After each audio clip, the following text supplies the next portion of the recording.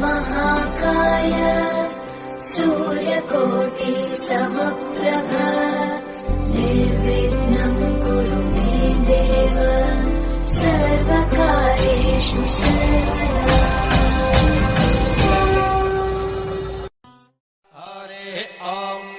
स्वस्ति न इन्द्रो वृद्धश्रवाः स्वस्ति नः पूषा विश्ववेदाः स्वस्ति नस्तार्क्ष्यो अरिष्टनेमिः स्वस्ति नो बृहस्पतिर्दधातु ॐ पयः पृथिव्यां पय ओषधेषु पयो दिव्यन्तरिक्षे पयोधाः पयस्वति।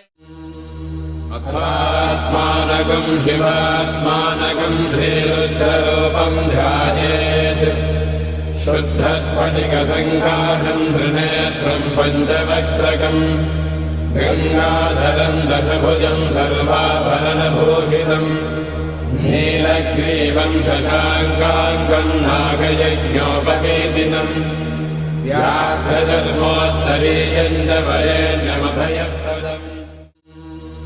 अथात्मानकम् शिवात्मानकम् श्रीरुद्ररूपम् ध्यायेत् शुद्धस्फटिकसङ्काशम् त्रिनेत्रम् पञ्चवक्त्रकम् गङ्गाधरम् दशभुजम् सर्वाभरणभूषितम् नीलग्रीवम् शशाङ्काङ्कम्